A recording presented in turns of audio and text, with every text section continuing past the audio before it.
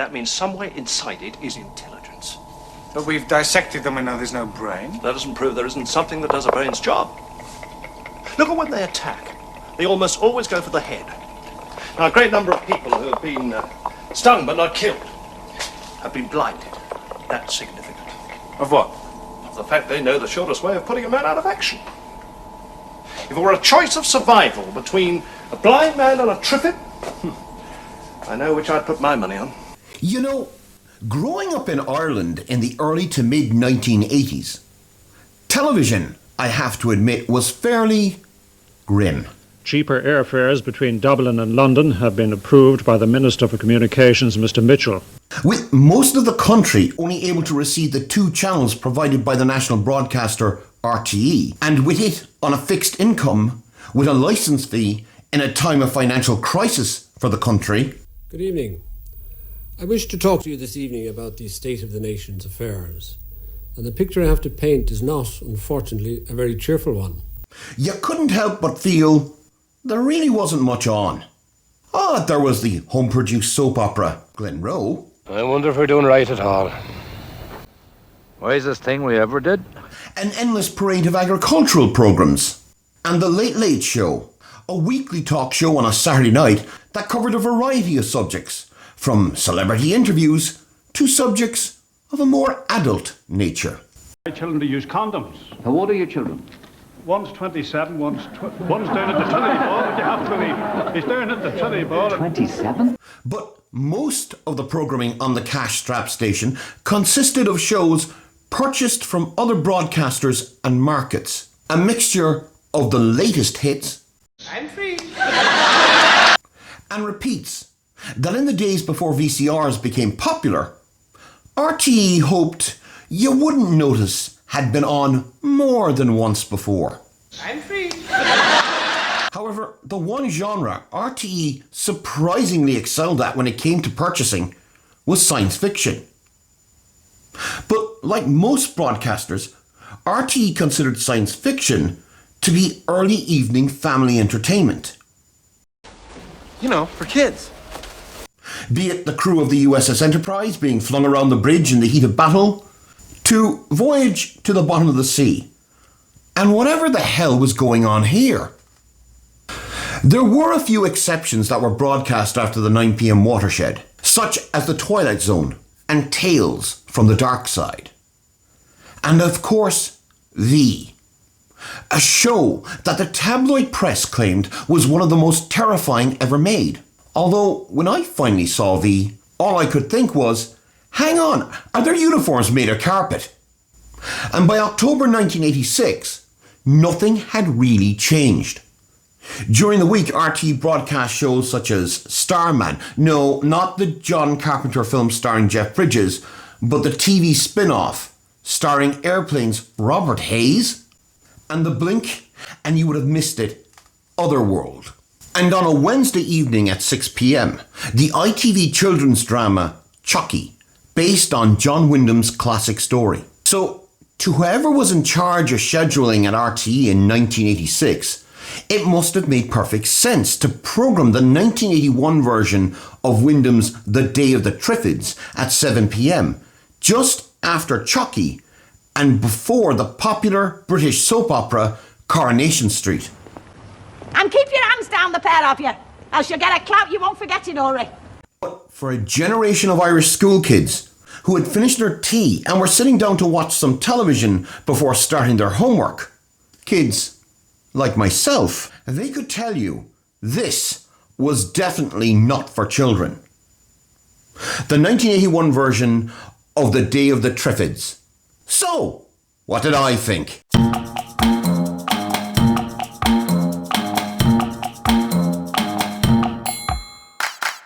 In the near future, the world runs on the oil of Triffids, a mysterious walking carnivorous plant.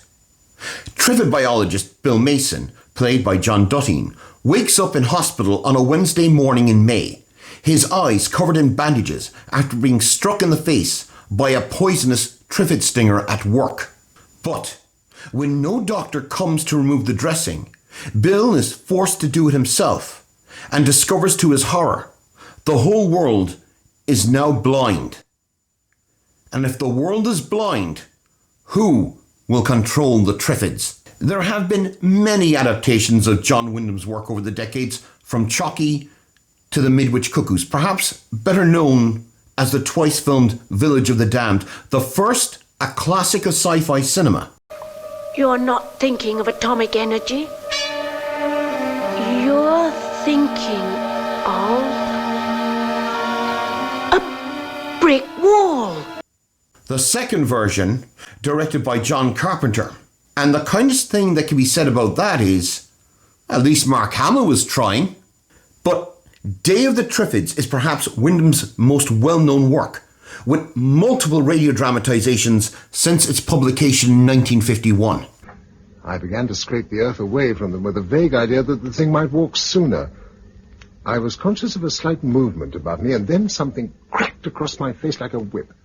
A 1961 film adaptation that, although plays fast and loose with the source material, turning the plot into just another alien invasion B-movie, it still manages to capture the terror of Wyndham's sightless world.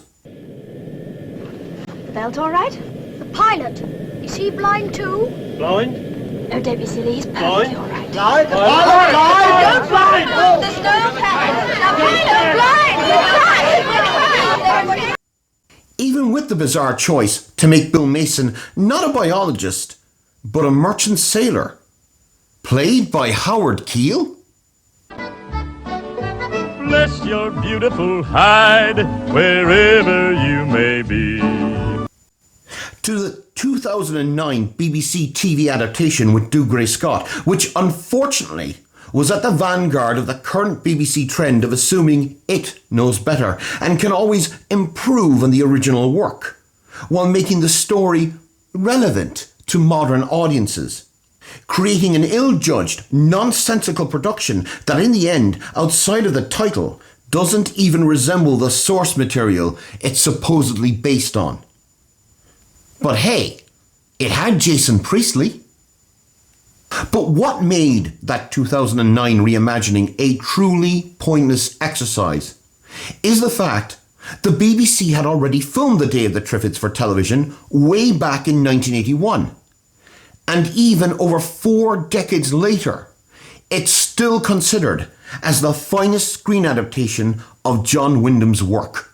From the very first frame of the opening credits, as the theme tune by Christopher Gunning blares out, followed by an unearthly choir with more than a passing resemblance to Jerry Goldsmith's score to The Omen, you realised this was unlike any family-friendly science fiction show we would have seen before.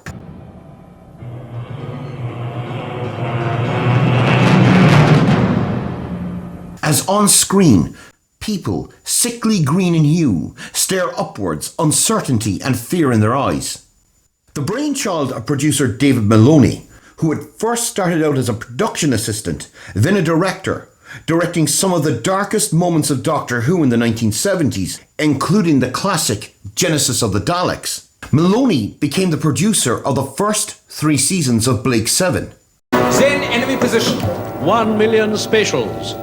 We have visual contact with hostile commander. Put her on. Liberator, this is Sutherland, President and Supreme Commander of the Terran Federation. You are outnumbered and at a tactical disadvantage. If you surrender your ship... Do we fight? Certainly not. We run. Gaining a reputation as a producer who could turn out a 30-minute drama with 2 days shooting time, Maloney became the driving force behind The Day of the Triffids. From its at the time high-end production values, the BBC had co-financed the series with the Australian Broadcasting Commission. There would be none of the usual cost-cutting, such as using toy tanks as seen on Doctor Who.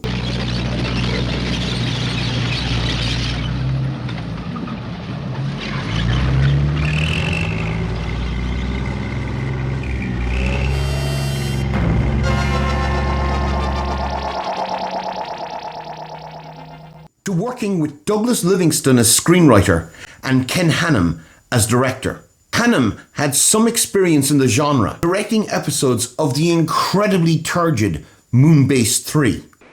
Moonbase 3 must be closed down now. The European community can no longer afford this extravagance. The Americans managed to afford Moonbase 1, Russians Moonbase 2, China has Moonbase 4, Brazil has Moonbase 5. This unwanted waste of both money and lives including the unfortunate death of Dr. Ransom and his pilot. Moonbase 3 has only seen 5 fatalities in the entire 8 years of its existence.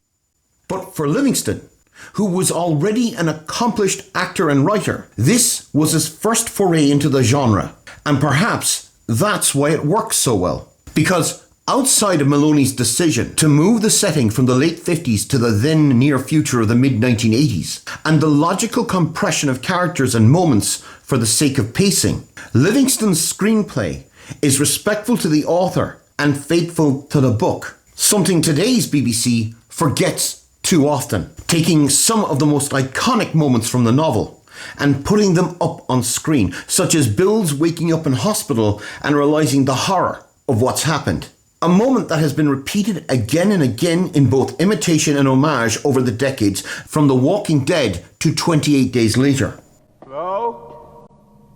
Or a girl's voice singing a sad song, drifting on the air over the deserted streets before bursting into sobs as a normally blind man walks with his cane, oblivious to the disaster around him. Livingston's screenplay also doesn't shy away from the brutality that underscores Wyndham's novel. Wyndham would claim that many moments from the book were inspired by his experiences as a fire watcher in the Blitz. But here, there is no Blitz spirit, no sense of keep calm and carry on. Bill witnesses the blind looting stores, smashing windows, fighting over washing powder, thinking it's food.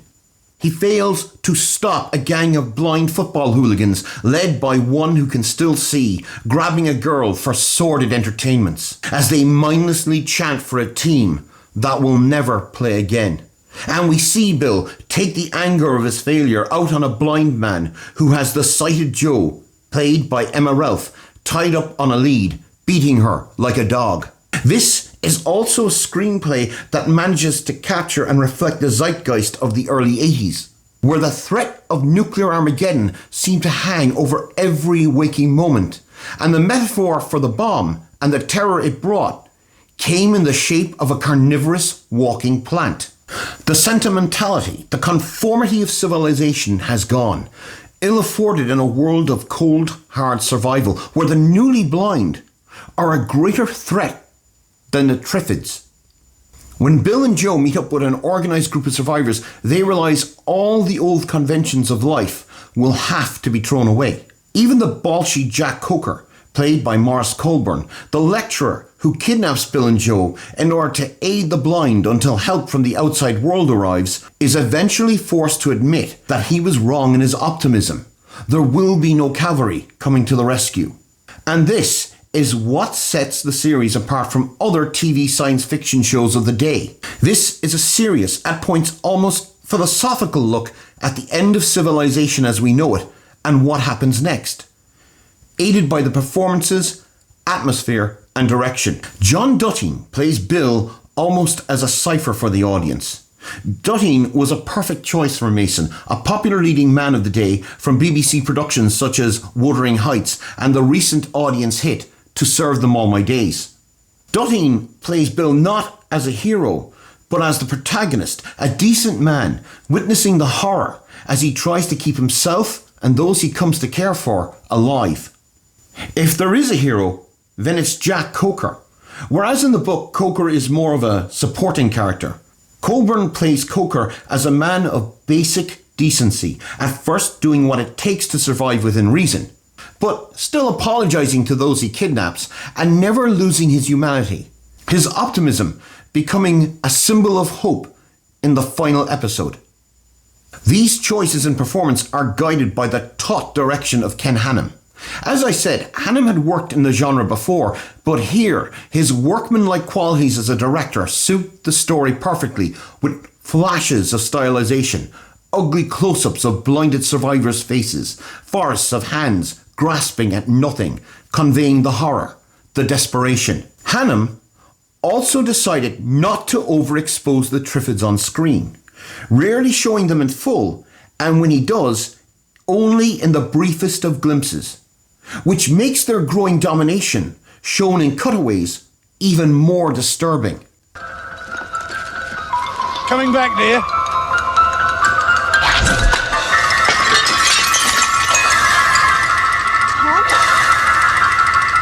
Tom? Tom, what is it?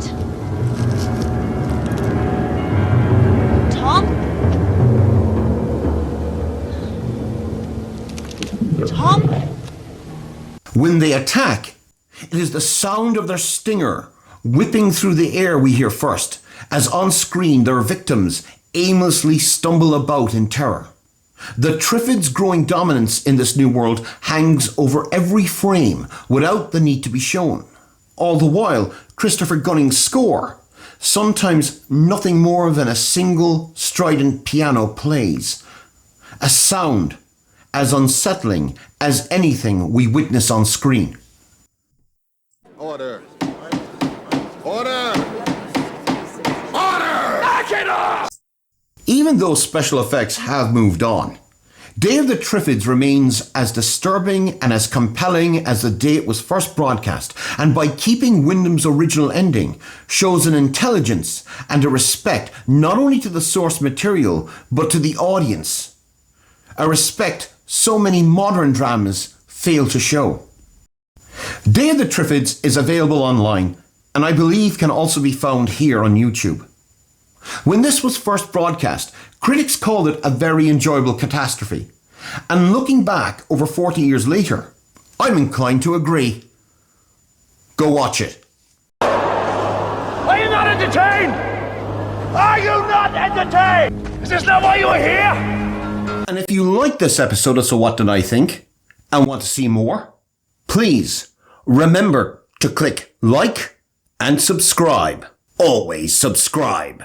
Thanks for watching.